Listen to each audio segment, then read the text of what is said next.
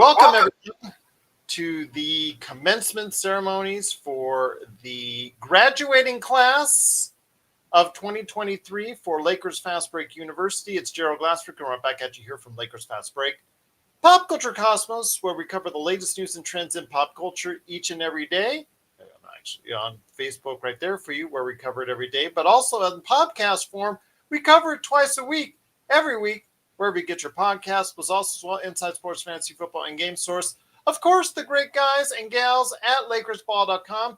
Go ahead and check out Professor Joe Soro, who is in proper graduation attire, especially with the sash, noting that he has an Ox Award right there for you, right there at LakersBall.com. Plus, also, he owns a company that is really doing well. Go ahead and support it today at Simblades, Simblades with a Y.com. Also, our good friends, esteemed colleagues, and I guess you could say honorary faculty, Professor Jamie Sweet and Professor Laker Tom. You can go ahead and check them out today at Lakerholics.com. You know they're commenting and quoting and also writing articles today on who they would like as free agents. So go ahead and check it out today at Lakerholics.com.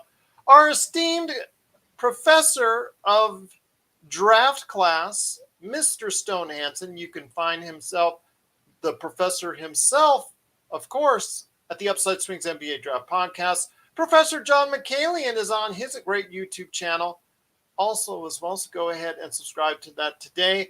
Also want to go ahead and mention our good and honorary professors as well, L. Rob and Magic Man Sean Grice. All the best to you, Magic Man, wherever you're at. And L. Rob, hoping you can stop by soon for one of our trivia matches. So we'll hopefully get you back on the air real soon. Also as well, Professor Laker Nick, who heads up quite a bit on our playback.tv / Lakers Fast Break, which we hope to return to during the course of the Summer League. So stay tuned for that as well. And speaking of which, if you haven't liked or subscribed to us yet, please do so you get the latest notifications on when we go live on the air with the latest Lakers Fast Break, because we're not only doing a show tomorrow with the latest news and notes for free agency, but also as well, we're doing a live NBA free agent special right there for you starting. I'm going to start it at 2 p.m. Pacific, 5 p.m. Eastern, and we'll run for about maybe 2, 3, even 4 hours. We'll see how far it goes, but it is a free agent special coming Friday, so please subscribe today to get the latest notifications on when we go live on the air with the latest Lakers Fast Break. And summer courses will be available for those who are new to the channel, so you can start your credits towards next year's graduation. So look for that this summer right here at Lakers Fast Break University. I will say, though, that before we go ahead and graduate our students for this year's class, the first initial class, the inaugural class of 2023, I'd like to go ahead and give the floor, since it's free agent season, on some of the great free agent signings that the Lakers have gone and made over the course of the past few years, few decades. Just really some great free agent signings that they've made. And here today to go ahead and discuss that in his commencement address. Good man indeed. You've got to go ahead and check him out today at LakersBall.com and Simblades, Simblades with a Y.com. It is our professor, our lead professor of Lakers studies. It is the esteemed Joe Soro. And Joe, just really great to have you here. My tenured colleague, Mr. Joe Soro. Your thoughts, my friend, as we go into a free agency season on some great free agency signings and the reason why we as Lakers fans, have a pretty good confidence that the Lakers can get something done this offseason. Well, as we commence, we are going to turn our tassels. Is that what they call these tassels? Yes, tassels, yes. And I guess you can say it was a formidable year. It was a positive year. Much more of a good end, much better ending than we assumed it would be at the beginning of the year. And how can we finish next year's graduation even better will likely be the first few steps here within the next couple days. And as far as my preference in who we would get, to help us get to that point. I do have a couple of favorites, and these are going to be picks that are a little bit out of reach, likely, but there still could be a shot. Nikola Vucevic just signed today, though. signed today, which for centers is likely the setter for the center market. He actually got less money than what he was going to earn had he not opted out. He went from 22 million to 20 million, but obviously added a couple more years to that. So the center market right now for, I would say, young, up and coming, talented centers, maybe like Brook Lopez. Brook Lopez, there is word that there's a deal in Houston once things kind of start to progress here and there aren't issues with tampering, because I think he can get the most money there. And there's never any tampering going on in the NBA. Never. Yeah, but at this point, you're looking at not a lot of talk, though. The talk used to be going on right now. I'm kidding when I say that. I know you're kidding, but there are tampering, but they're not making it public anymore. There's no more leaks. Yes. So I'd say my number one free agent this summer that could, in a small little window, be realistic, it would be Brook Lopez. I think he's the perfect center for this team. He's a veteran leader. He used to play for the Lakers. His game would mesh very well with AD and obviously mesh very well with the entire team. So that would be my first choice. And of course, the one thing that hasn't changed before the unleashing of the free agent market is the leverage throwing player agent team of, the Lakers are going to be aggressive in going after Bruce Brown. And of course, that's usually always the case, right? The popular guy that's kind of around town. Obviously, he's world champion now and played really well and outplayed his $6 million salary and opted out.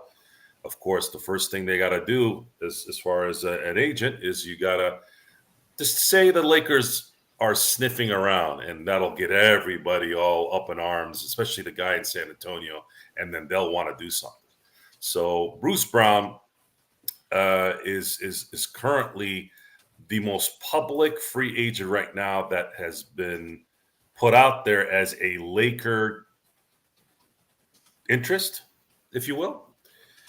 But I'll believe that when I see it. I believe he'll go somewhere else, but it would be interesting if that did work out. I think the MLE would likely be what it would take to get him. As far as anyone else that's left, we're probably not going to get anything in the realm of a big name, obviously. I would say maybe we want to keep an eye out for, let's say, Harrison Barnes, someone who's won a championship, who's got a particular skill set that meshes with a role player type atmosphere. I think that's a name that we're not talking about. We haven't talked about in the last few weeks. I think that would be an interesting pickup if the Lakers should do it. And that's kind of my top three at the moment. Once again, it's the Lakers Fast Break. It is Lakers Fast Break University's initial graduating class of 2023. We are honored and most appreciative of the time that you have spent with us, those long timers who have spent quite a stretch with us here, attended all the classes, did well on the finals per se, and are looking to go ahead and graduate, but hopefully we'll stay here for all the rest of the shows that we do here on a regular basis here at the Lakers Fast Break. But we are also, again, very honored by everyone who has graced the halls of Lakers Fast Break University to catch our Lakers History 101 shows. And before we get into more detail about possible free agents for this year, my friend, when it comes to free agent signings the Lakers have scored well with over the years, I know that two automatically stand out for myself. And as I give this commencement address, I think that the organization as a whole was transformed initially on the free agent signing for Shaquille O'Neal. I think that's probably, in my mind, the most definitive Lakers free agent signing, but also as well, LeBron James, when he decided to come to Los Angeles as well, that's led to a championship. That was also very monumental. But for me, the number one free agent signing of all time for the Lakers, even though they've had many, I would probably rate Shaq as number one. Oh, no doubt. Because you got a 24-year-old Shaquille O'Neal about to hit his prime, and he was already pretty much playing prime ball at that point. It is a hair over LeBron, at least in my lifetime, because of the fact that he was just about to come into his own, whereas LeBron was sort of going. I wouldn't say he was down at that time, but he wasn't LeBron of the early 2010s, late 2000s. Had it been, let's say, if LeBron had come in 2011, you could argue that LeBron would have been the greatest Laker free agent, even above Shaq, because I believe LeBron would have won at the very least 3 championships between 2011 and now as a Laker. So yes, I definitely agree with that. LeBron is number 2 for sure in terms of free agents that have decided to come to LA, and they've both benefited in putting banners in the rafters. And if someone would argue that LeBron was bigger, I wouldn't argue against it. It's just not. I don't think it's logical to say that. I think Shaquille O'Neal was. Just did more, and was at a better time in his career to take that first spot there. I wasn't around in the 70s or the 60s or the 50s to base anything off of that. I would say Will Chamberlain was. I'm kind of slipping in my mind. He was a free agent that went to LA as well, or was he traded? Who is that? Will Chamberlain. Will Chamberlain, I believe, was traded. Was he traded? Okay, yeah, that's what I thought for a second there. I thought maybe I might not have remembered. So yeah, so at that point, anyone else that's come to LA since that time, it's really Shaquille O'Neal and LeBron James. I don't think there's really even a third one that could even compare to those 2 free agent pickups. So I ask you, my friend, is there any other free agent signings to your recollection over the years that has really stood out? Because, it seems that everybody says, oh, the Lakers get all the free agents. The Lakers get all the free agents. The Lakers get all the free agents. That's not necessarily the case. The Lakers do get and have gotten their share of free agents, the big name free agents we just mentioned. But after that, most of the team, that we saw as far as the championship level teams that we've had over the years have been mostly made by drafting or by acquiring talent through trades. For me, the low-key free agent pickup that most affected the Lakers in a positive way was Horace Grant in 2001. Horace Grant came to LA. I'm sorry, he was traded to LA. My mistake. Not Horace Grant. Sorry. He was traded to LA. I would say the third one. See that again? Everybody has this perception that the Lakers get all these. Michael Thompson was traded to LA. Yes. Horace Grant was traded to LA. Trevor Ariza was traded to LA. Then you're going to have to go with Ron Artest. Ron Artest is probably a clean number 3. Meta world peace himself. Meta world peace. And I've said this numerous times. I might have not said it on the show. I might have said it a while back. Maybe no one will remember. Good one, Alice. Yes, I was going to get to that in a second.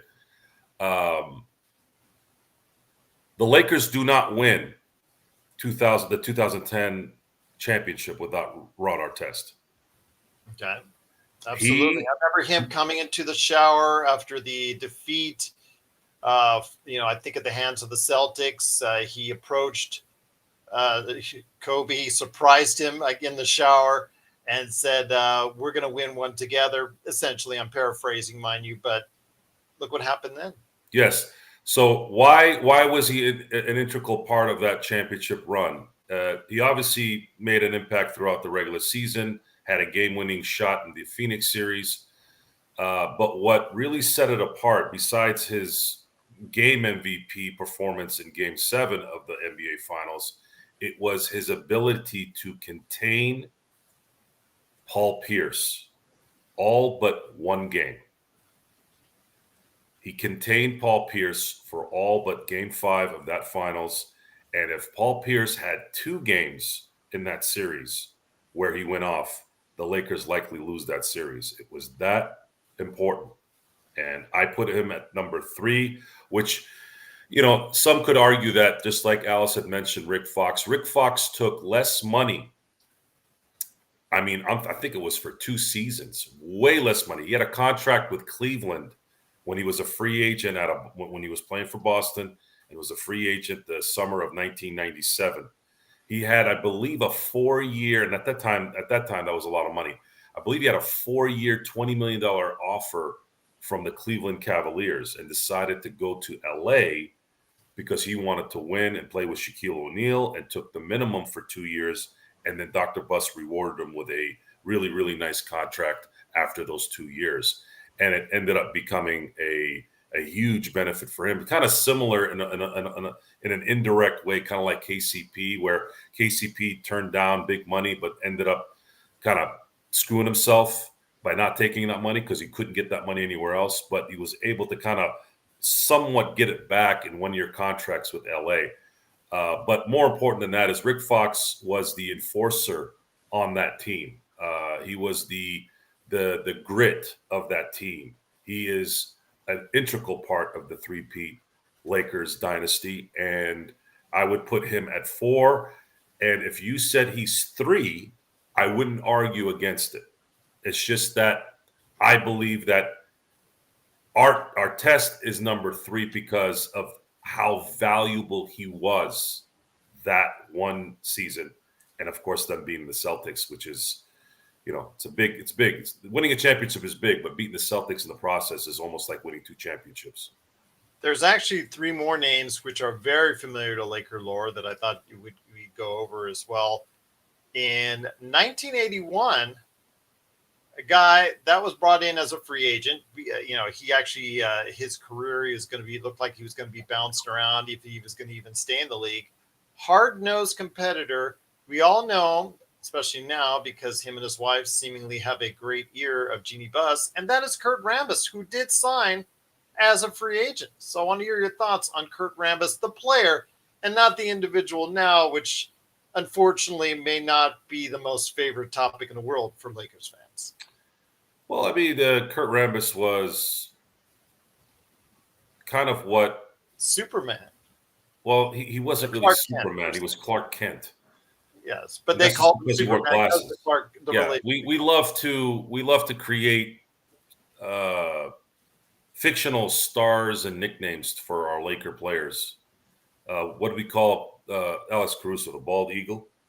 Yes. We were trying to call. And there was a fan base. There was a fan club for Rambis. They were wearing the taped glasses. I remember that distinctly. They were at the forums, usually a group of about 5 or 6, and they would just sit there and cheer on anything that he would do because, again, you got that hard-nosed play. He didn't have the sheer talent or skills, but he was on that court because no one hustled more than Kurt Rambis.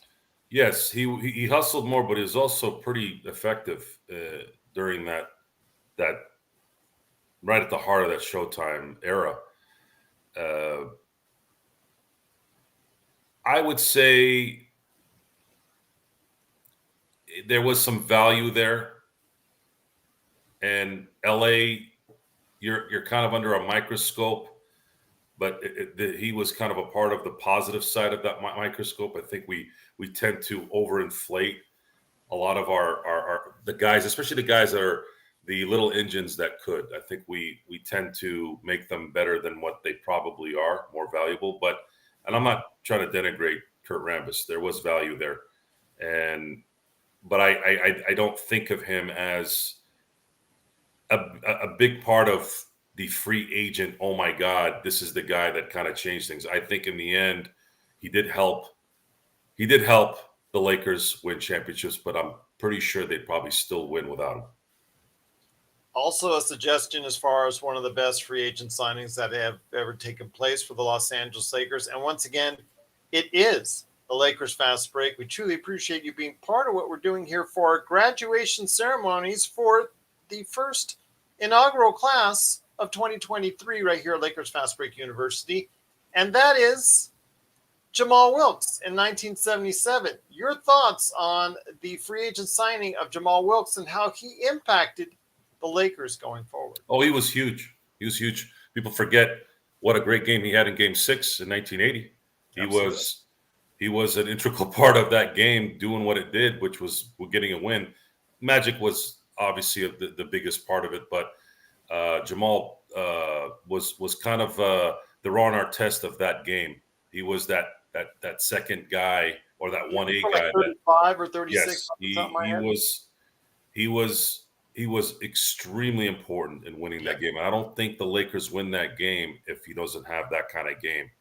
I didn't watch at that time. Obviously, I was only 2 years old, but I did go back and watch. I did. A On tape recorded. delay. On tape delay. I do have that game. After the local news at 11:30, Joe, I was allowed to stay up to watch it. That's how bad it was. That's good. I was still too young, and I was able to watch the game though.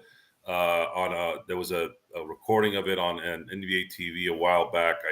I have it on my in my little you can find it on YouTube. my externals. I have it in my externals where I can watch it, and he was a big part of that clinch in that game because everyone just assumed the Lakers were going to lose that game. And him and Magic were able to kind of put that to bed and create, in my opinion, looking back on Jamal's career, that was kind of the beginning of his Hall of Fame kind of ascension. And of course, Magic was because he had a storied career with the Golden State Warriors. Sure, champion in 1975, came back home in 1977, and helped the Lakers win in 1980 and 1982 specifically. Great player. You could put him in a position where Ron Artest and Rick Fox are. You can argue that he might have been 3 or 4 on that list.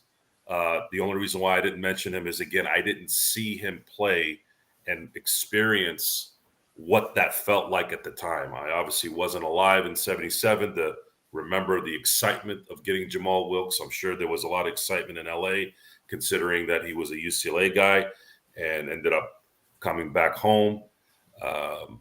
So that's kind of how that played out. And yeah, that's kind of where I stand on Jamal Wilkes. Absolutely, indeed. Tell you what, though, Jamal Wilkes, silky smooth jumper, but such an unorthodox release. Would that unorthodox release work in today's game? Is it just too slow? Is it just too methodical? Is it because he just took it behind his head and then he moved it all around before he actually released it? I think that would have to be modified with today's environment of the NBA. Actually, Alice, good point. Silk, Jamal Wilkes. I don't know. There's been some talk that Larry Bird might not have been who he was now, and I'm just sitting there laughing when I hear this kind of stuff. Rodman, I think, dropped on that quote on there as far as he couldn't play at the level today that he once did. I think paraphrasing because of how good Jokic is, that Bird could not play. He'd probably be in Europe, I think was the comment. I don't know about that. I think he's an extremely skilled basketball player, one of the most skilled basketball players of all time, Larry Bird, whether we like to say it or not. But I think he would still find a place, even though his athleticism would be more exploited. But again, because he's not 7 feet tall. But again, that's another issue for another day on that. Yeah, it's almost embarrassing that someone would even think that, especially if they weren't there. Yeah. Don't act like you know what's going on. Don't tell me. Well, I mean, it is Rodman. Don't. I don't know what's going on with Dennis Rodman and Scottie Pippen, but they must be smoking the same stuff this last few months. I don't know if they're trying to do it to get attention, or maybe Rodman was just trying to troll Larry Bird. But If you were so good, Dennis, why were you guys getting your asses whooped by him? What does that have to do with now? So how good are you then now? Yeah. You're a guy that can't play on offense. If you can't play offense in today's league, how good are you going to be? Yeah. Because they're not going to let you do your worm crap now. They'll call a foul every 5 seconds. You'll be kicked out of every other game. Now, who are you? Who are you in today's league? Go look in the mirror, Dennis. And if he was on our show saying that, I would have asked him the same questions. And he wouldn't have been able to answer it. What would he have said? No, I would have been able to outplay people because defense and rebounding still matter. Does it really? Does rebounding and defense matter? I think it always. Let's talk about a guy who played with the Lakers for half a season, who was getting a lot of rebounds. His name is Drummond. Yes. Right? He was getting rebounds like crazy, right? Wasn't he averaging 17, 18 boards a game for a while there? What did that do for his team? Nothing in terms of winning. So check yourself before you wreck yourself. That's a little line from back in the day, back when he was playing, back when his skill set was valuable too. So again, unless Dennis was just trolling Larry, which that's fun, that's fine. It's a nice little gag. But if he meant it, then he's got to look in the mirror too. Well, the thing is, though, with his back injuries, you got to ask yourself would Bird be like one of those individuals that you see now that are often injured? So how much would you really be able to get out of him? Because again, the back injuries just slowed him down, and that was one of the main reasons why he ended his career earlier than I thought he would have, because he just would have been, I still think a very productive player in the NBA today. Again, defense aside and athleticism aside, his skill set that he brings translates to every decade for the NBA. Well, just imagine Larry Bird is a more athletic Nikola Jokic, isn't he? Yeah. Larry Bird could run even in his prime, So Larry Bird was 3 or 4. Larry Bird, the analogy I use for Larry Bird is he was a master chess player.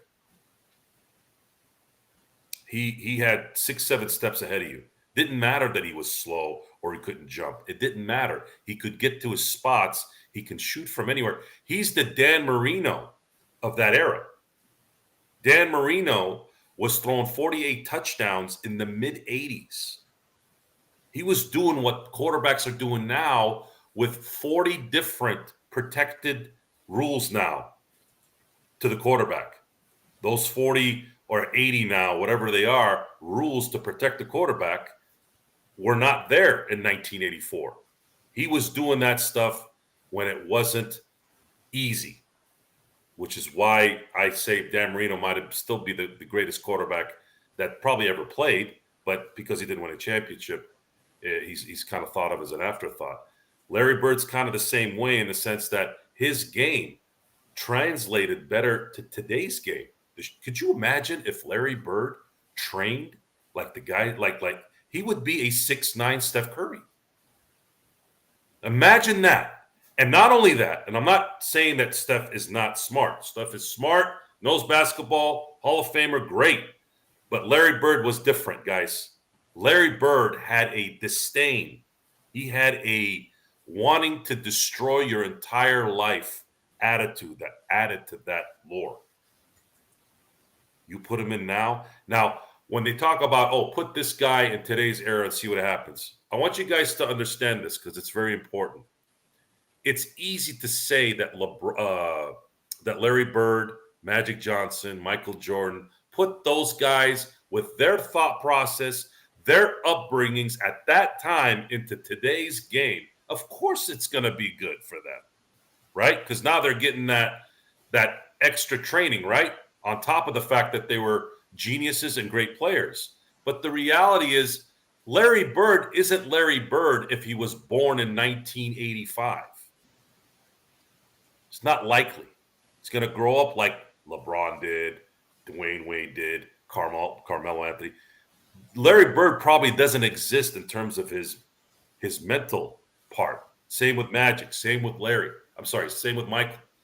So it's an unrealistic comparison, and it's a useless comparison to say, oh, these guys would be great now or great back then or blah blah blah. Because it's not. That right there should end the discussion, because it's just not very realistic that you're not going to have a Larry Bird who grew up a certain way when he did grow up. You're not going to have that. Things got easier as time went on. Things got easier. There wasn't as much grit growing up. We had more social workers making sure parents weren't smacking their kids around. You have a system that continues to just give, and not, and then that creates entitlement, more and more entitlement. Maybe they don't grow up. They likely don't grow up with that kind of "I'm going to fight for what I need to" mentality, like they did back then. Now it's just not there, guys. So in the end, I think Rodman is talking out of line, likely probably on something, because if he meant it, because it doesn't make any sense. And to me, it's probably the same thing. Whenever they ask Bill Laimbeer who the greatest player is, he always says LeBron James. Larry, Bill Laimbeer is full of garbage, right? Yeah. He's not garbage. I said he's full of garbage when he says that. I wanted to use the 4-letter word, but I didn't want to, do that. This is a commencement ceremony, sir. Yes, I want to be respectful, but I still want to tell the truth. Okay. Bill Laimbeer says LeBron is better, knowing he's pissing off Michael Jordan. As only Bill Laimbeer can do. Once again, it is the Lakers Fast Break. It is the commencement ceremonies for the graduating class of 2023, our inaugural class right here at Lakers Fast Break University. We truly appreciate it. It is the Dean of University Studies, Gerald Glassford, along with the professor of all Lakers studies as well, Mr. Joe Soro. Joe, great to have you here, my friend. When it comes to what you're seeing with a final suggestion, I would say, for me, as far as a free agent acquisition, Mr. Professor Joe Soro, I want to ask you this. What are your thoughts, though, on, and it's almost a trick question because people often forget about it, but one of the best free agent signings, do you think, could be Derek Fisher in 2007? I don't really consider that a free agent signing in a lot of ways. He was a free agent signing. He was but that was more of a calculated ticket to LA. He told management, guys, I need to be in LA for my daughter's Utah. Isn't that what I said? No, you just said management. He said, but he spoke to Utah management. Yeah, Utah's management. Yeah, he talked to Utah's management, saying he would prefer to go to LA so that he can. I guess he had his doctors in LA to make things easier for her daughter's eye, I think. Yeah, she had blastoma, some kind of cancer in the eye. Yeah.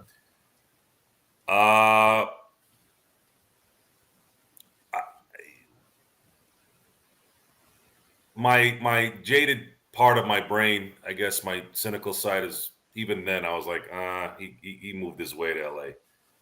And Utah never forgave him, by the way. I'd say that's kind of how that placed out. It was almost like I know technically he was a free agent, but it was really more of, guys, can you please let me go back to the Lakers? That's really what it was. And I don't really consider that I don't really consider that being a free agent deciding to go to LA. It is. Huh? Technically it is. Yeah, but Derek Fisher obviously helped us win back-to-back titles in 2009 and 2010. So I guess you can argue he's a top 5 free agent pickup in the technical term. Yes. So I ask you, my friend, I want to ask you this: when it comes to the thought that everybody seems to has that, oh, the Lakers can get any free agent they want, they can get any player they want. That's been the misnomer, said by individual fan bases throughout the years, which is not true. Again, most of the acquisitions that we've made have either been through drafts or through trades in order to build these 17 championship teams. Your thoughts when you hear that all the time, or when you see that out there on Twitter or in our chat or just wherever you see it, as far as the constant belief that the Lakers can seemingly get any player they want. Yeah, I could go with that. Maybe not the big names. Money is going to uh, be the determining factor for a lot of players, but every important free agent that they've picked since 1981, I'm sorry, 1977, was a starter. This Kurt Rambis did start, I believe, in 1982. Yeah, he first came off the bench, but then he did start. Yeah. So every free agent pickup from Jamal Wilkes, Kurt Rambis, Derek Fisher, Rick Fox, Ron Artest, all were integral parts of championship teams as starters. That's pretty good. We get a lot of praise in drafting Magic Johnson, James Worthy. We built most of our championships through trades. Obviously, that's probably number one. But our free agents have all been the major ones. Have all been important. Shaq, obviously, have all been LeBron. Have all been starters on the Lakers on championship teams, and some won several championships. The Lakers mastered the game of basketball ever since 1947.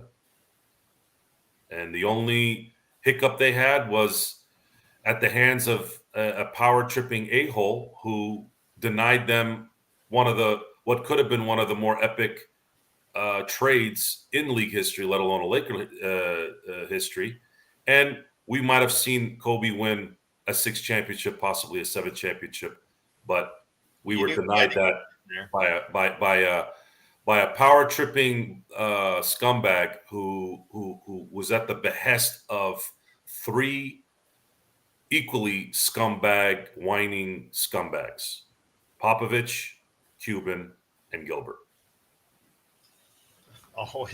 Always a shot at Stern. Stern. It'll never go away. Yeah, I can tell. It'll never go away, and it'll take every ounce of energy for me not to say it to their face in a discussion. Well, you can't say it to Stern because he's slightly dead. Not Stern. I'm talking about the two owners and the coach in San Antonio, who I don't hear a peep out of his mouth right now with the whole lottery situation. We could start a rumor that this is rigged too, right? What's he going to say? What would he say? He'd laugh it off, right? He'd be like, "Oh, guys, you guys are blah, blah, blah," right? Frozen envelope. Right? Only when it's you. See, and that right there, guys, if you're ever going to learn anything in life, watch out for those people. Watch out for those people, because people are touted as great community guys and great this and great that, but I look at that when it matters. Just saying.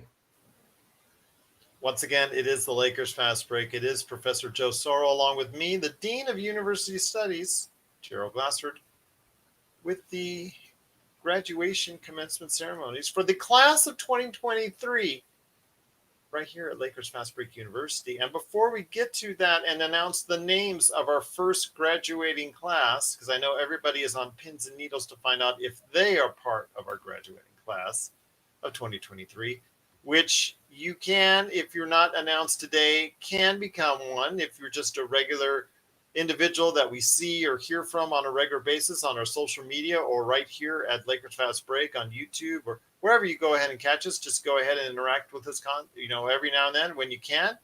Let us know how we're doing. Let us know if you have any questions on the team, thoughts, opinions. Love to hear it. Just want to see you interact with us, and in order to do so, you'll be able to go ahead and be eligible for our class of 2024. But before we go ahead and get to that, my friend, I want to get back to this year's options for free agency. I know you and I will be going more into that tomorrow. I do want to go ahead and set aside the relation to Gilbert Arenas and also Austin Reeves and how that all figures in as far as his future and what he can sign for and the amounts. I want to go into that tomorrow because that's actually going to be a longer conversation, how that ties in. It's a way that we can go ahead and educate the fans out there exactly on what's going on with the Lakers and all that. There are some options out there, and I've heard everything as far as possibilities from just keeping everybody and trying to get who you can with a minimum tax exemption, or just trying to go ahead and clear all the decks so you can go ahead and get that third star, like a James Harden or like a Fred VanVleet. Those have been the popular names that I've heard on shows over the past couple of days. Your thoughts on what the Lakers can and should do, my friend, over the course of the summer to retain the spot as far as being a Western Conference Finals contender? Well, they need to get a impact player with the MLE and the keep the pieces they have right now. Who and what they end up keeping is we're going to have to wait till probably tomorrow to really understand which direction they're going to go. I know that Mo Bamba and Michael Beasley.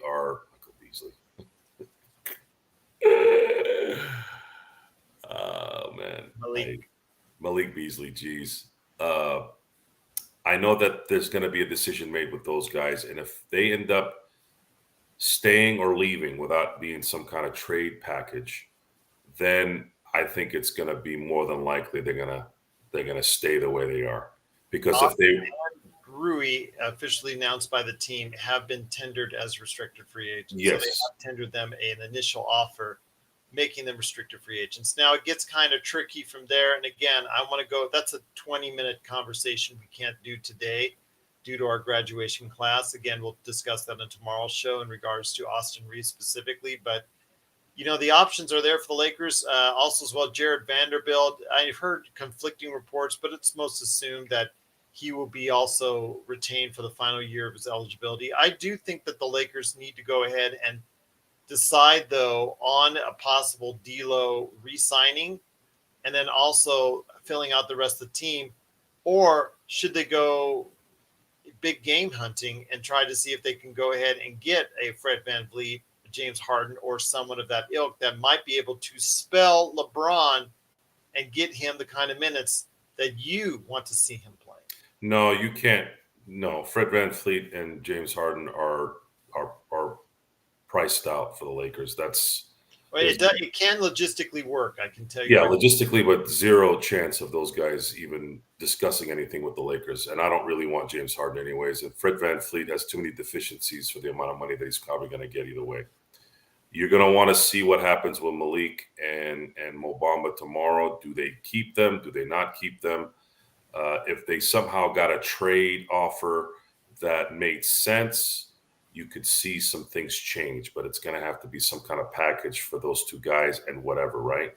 Yeah. If nothing happens, I'm just going to basically understand that they're going to just keep what they have right now. There's word that they're going to keep. They want to keep, not want to keep. It's aggressively going to keep Schroeder and even Lonnie Walker.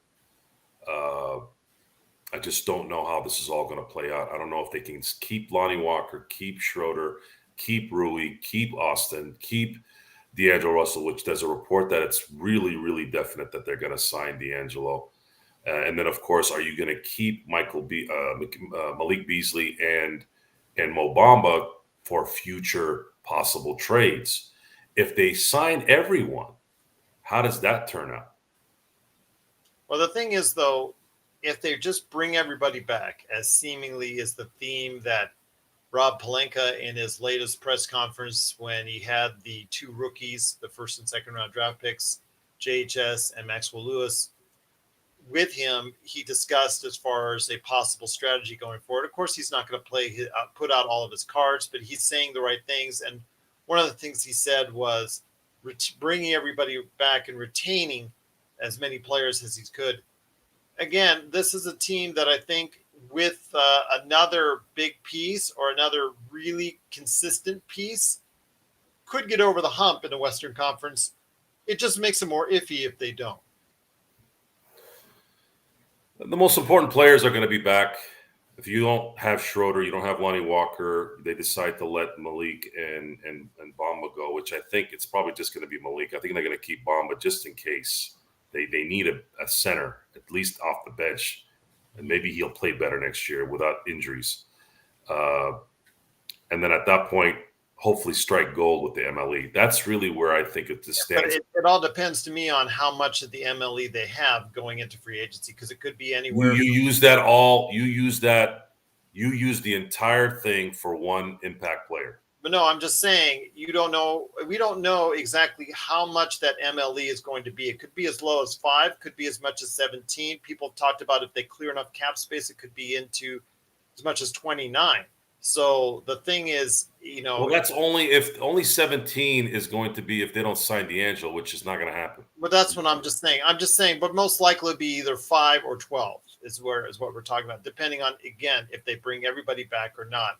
So we don't know exactly yet who they can go ahead and search for, because we don't know the exact number of exactly what they can do with the MLE.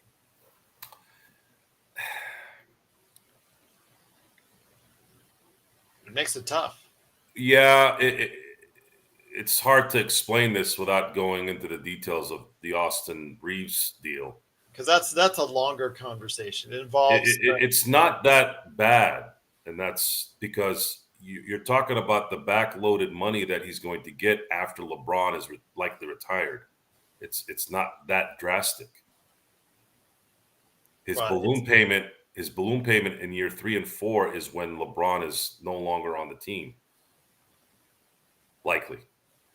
And hopefully he will have graduated his skills to the point where he can become a bigger piece to this puzzle when it concerns the Lakers. But we'll see. And I don't see Austin Reeves. Austin Reeves at this point, in terms of his ceiling, is dropping another 3 to 4 to 5 points a game. After that, you can't expect someone with his skill set to shoot better than 41% from 3. I think if he maintains that, that's great. I guess he could get better handles. He could work on that.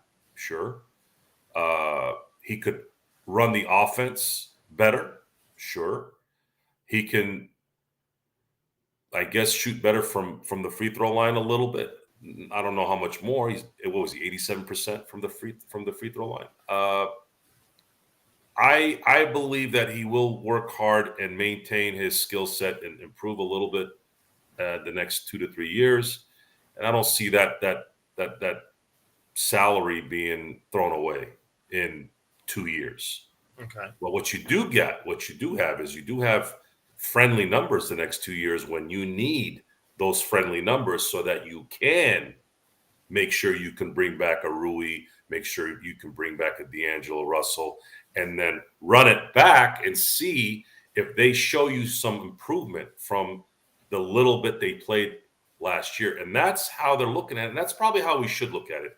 It's a bad impulse to want the name. It makes us feel good when, are we going to go trade for James Harden or Damian Lillard? Sure. It makes Laker Tom's day when he can. Yeah, but the reality is, and the thing is with Tom is this infatuation with Miles Turner. Miles Turner is always injured, and is he that much better? He's just a rotational player. He's a very good rotational player at his best. It probably works, but at what cost? See, that's the thing. At what cost are you going to trade? Are you going to set up a lateral trade where, you might get better at the center position, but then you have no guard play and you have no depth to get anybody with any substance from the positions that are really ruling the NBA right now? Even though Jokic is bringing back the big guy a little bit, he plays like a guard. That's why he's valuable. He's a big guy that plays like a guard. He can pass, he can shoot, he inspires, he's not selfish. So if you're going to bring a big man that's going to have some worth, and you're going to sacrifice players that could help you in other areas, you better make sure that guy can cover a little bit of what you're giving away, which Miles Turner isn't. He isn't going to do that. That's just kind of how I look at it. Once again, it is the Lakers Fast Break. Thanks so much for joining us for our graduation ceremonies right here at Lakers Fast Break University. It's been a fun time this past school year, our initial school year here at Lakers Fast Break University, on talking about Lakers history over the course of the past few months now. It's just been incredible for everybody out there to be a part of what we're doing. And I cannot thank everybody for being there for us as a great student body this time around. But my friend, when it comes to this graduating class and all the things that we've talked about over the course of this school year, what kind of memories do you have of the classes that you've given and the things that you've talked about? Just the opportunity to go ahead and discuss Lakers history with our audience.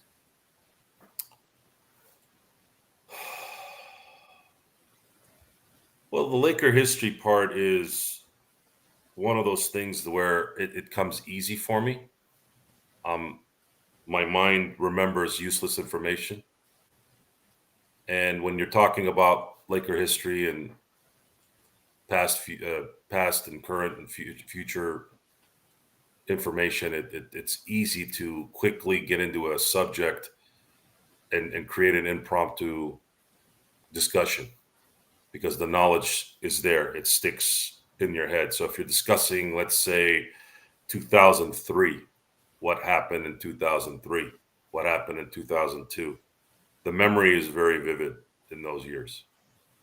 I know we know the deficiencies, we know the positives, we know what went wrong, we know why it went wrong. We knew the we remember the attitudes at the time. We know what certain players were doing at the time and what players were at each other's necks, which ones were there in support.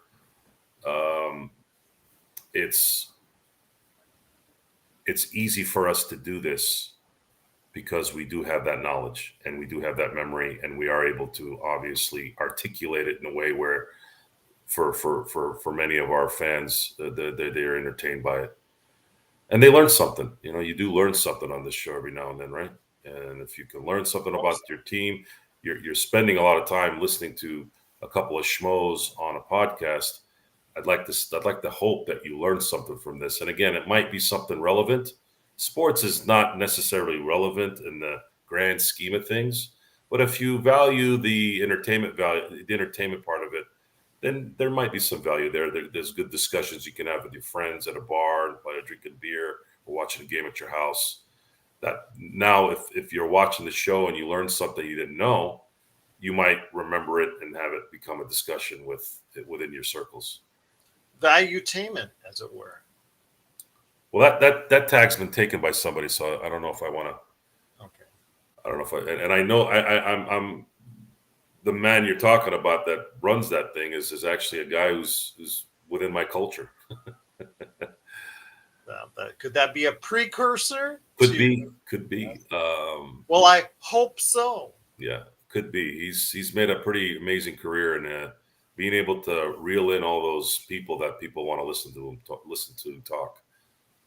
I used to say that the precursors and the hopes and all those keywords that we've brought to you over the course of valuetainment and all those other words that we've brought over the past few years here at the Lakers Fast Break, it's been truly appreciated, reminded to us every now and then. So cannot thank you enough for your support. But my friend, now is the time, as Professor Soro will be handing out the diplomas. I will be shaking the hands of the individuals virtually, of course, of the degrees, the honorary first degrees of Lakers Fast Break University right there.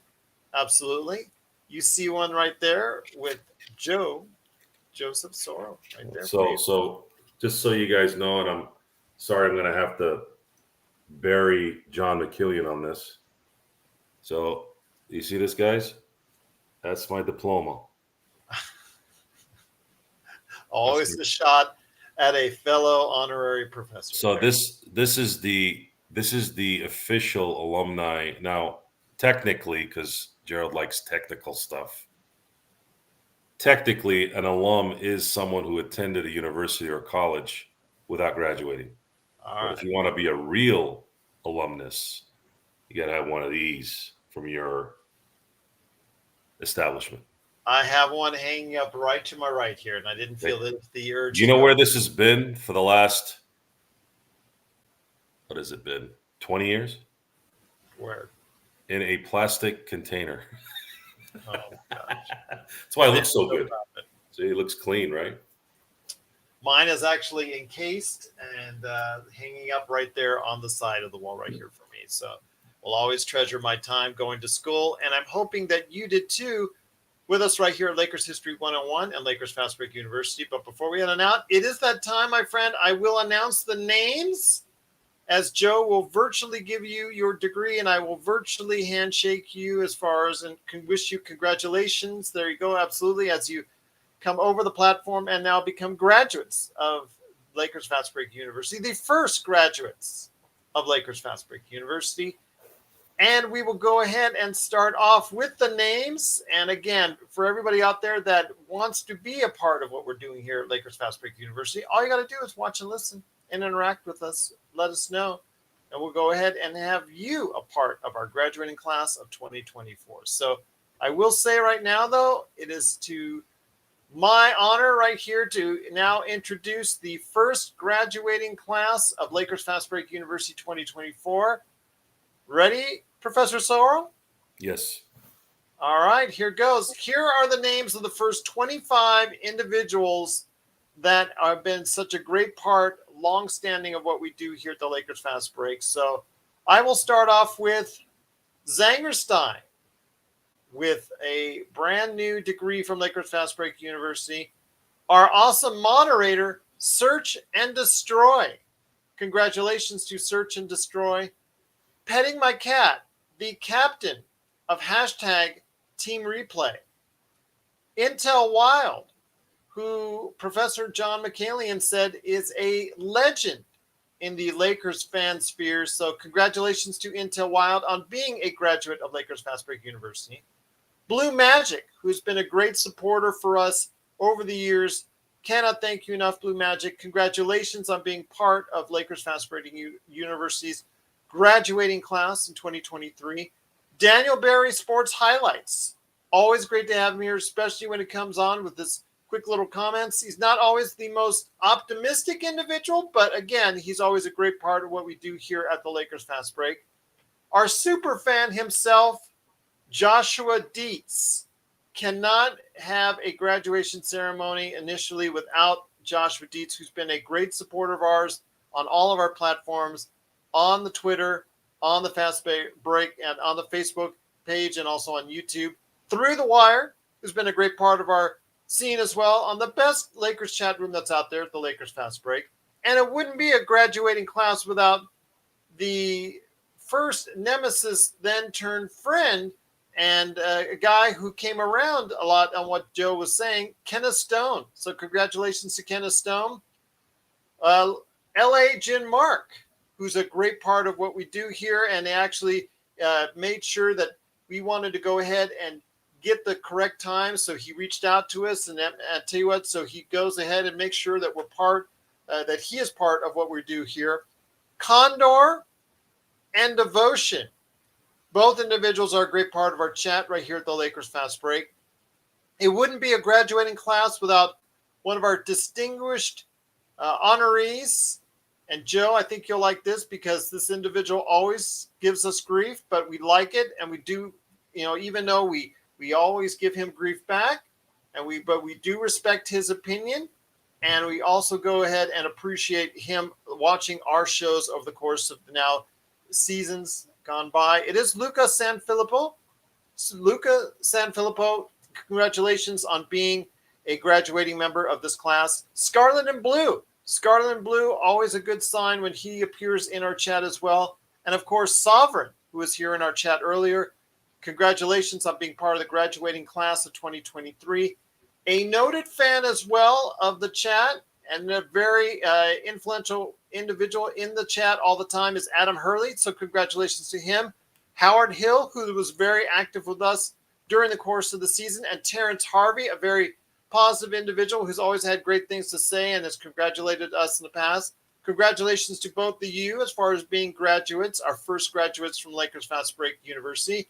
Zhu Pao Gasol, always great to have you here. I know as someone from one of our international students, it's always great to have you a part of what we do here at the Lakers Fast Break.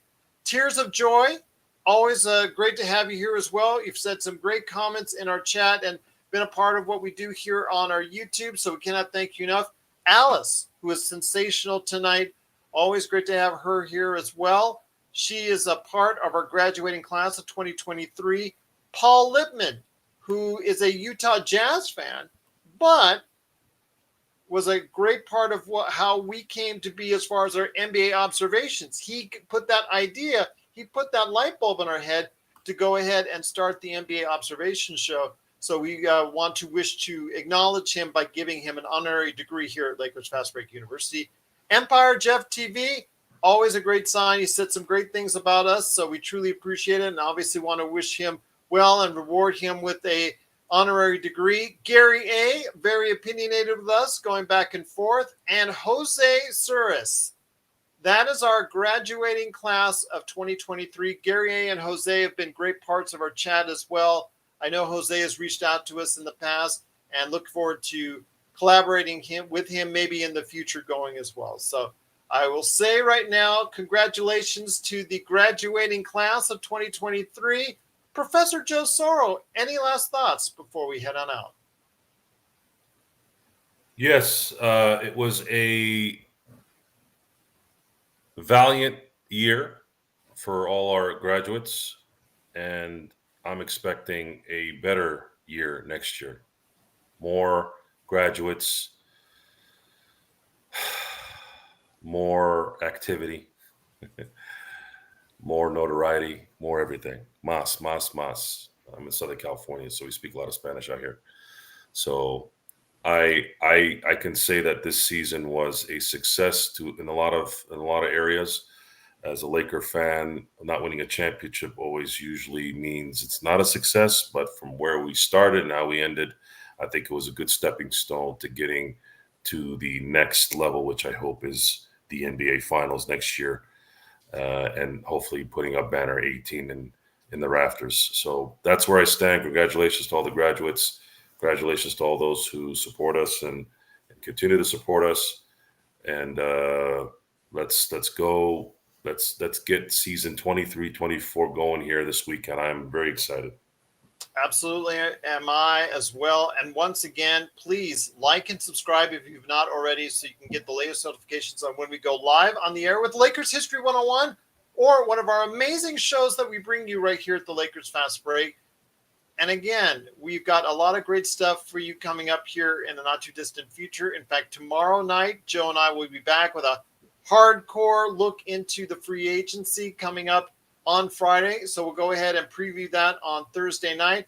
And then Friday afternoon, 2 p.m. Pacific time, 5 p.m. Eastern. We're looking forward to going ahead and bringing you wall-to-wall coverage of NBA free agency. Looking forward to doing that. And then if anything pops on the weekend, you know we're going to talk about it. You know we're going to jump on, and you know we're going to be a great source of conversation, news, and information on the Lakers free agency right here at Lakers Fast Break. So for Professor Joe Soro, it is Dean of University Studies, Gerald Glassford. Thanks so much for watching and listening. It is our honor to go ahead and once again congratulate the graduating class of 2023. You may now turn your tassels over, and you may now Again and yep. Yay! Yeah. All right. Yay! Everyone out there. Yay! Again, from all of us at Lakers Fast Break University, we will see you tomorrow right here at the Lakers Fast Break. Congratulations again.